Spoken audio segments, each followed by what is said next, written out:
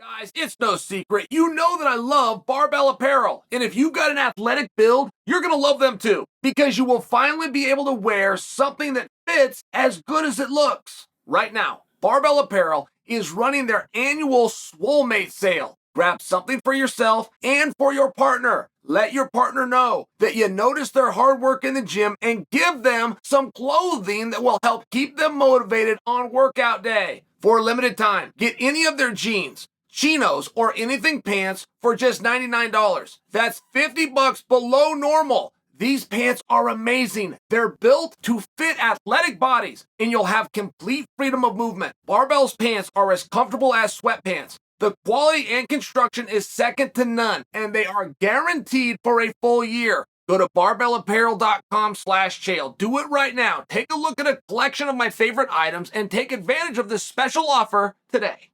Volkanovski, Makhachev. Guys, let me give you an update. And I feel like this keeps changing.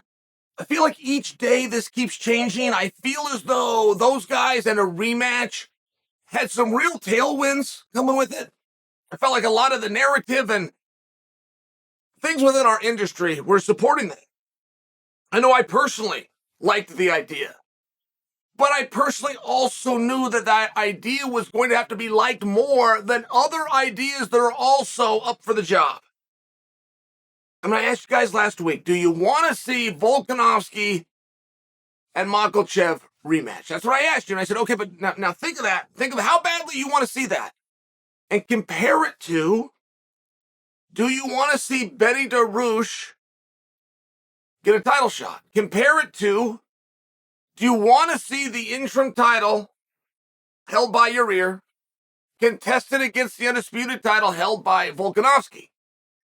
Because of all of those things, if one becomes true, the other two go away.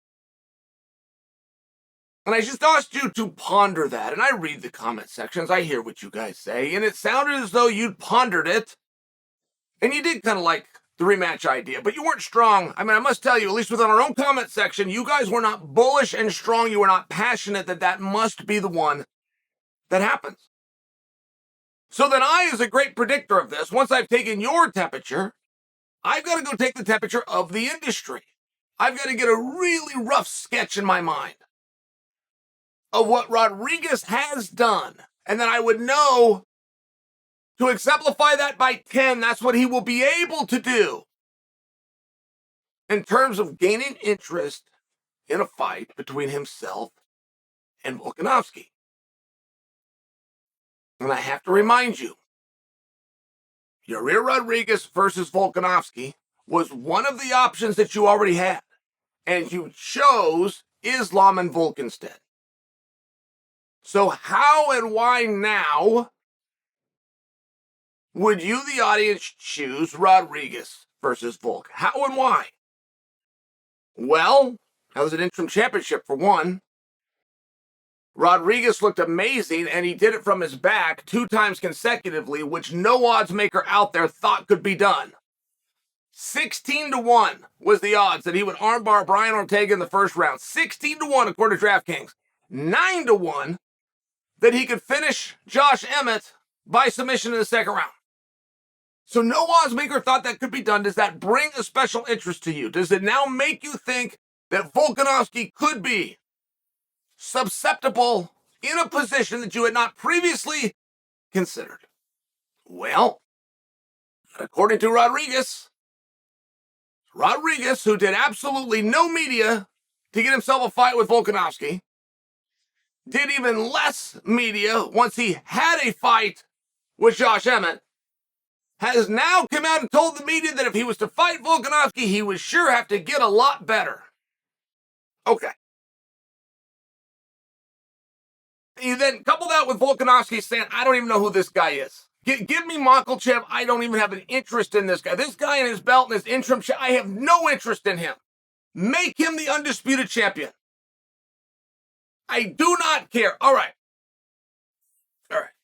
So we got a big ball of nothing, right? Yair won an interim championship at a co-main event spot. Volkanovski got to a main event spot by taking him to Islam, and is having to go back to a co-main spot.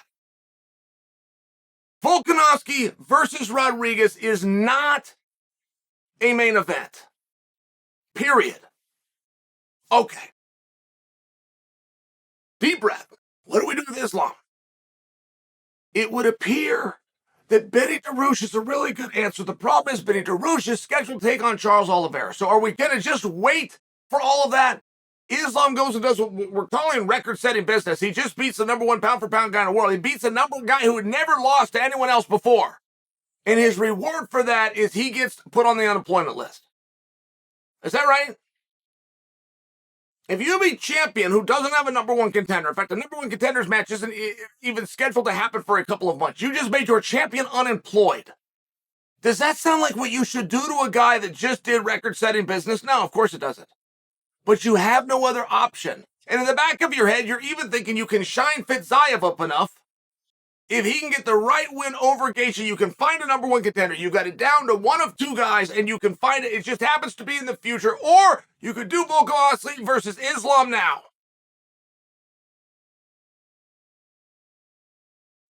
Those are your options. Those are your options. What are you going to do? What is the point of Islam and Volkanovski fighting, guys? What would the point of that be? So that you Islam guys, see, I told you he won. Well, he already won.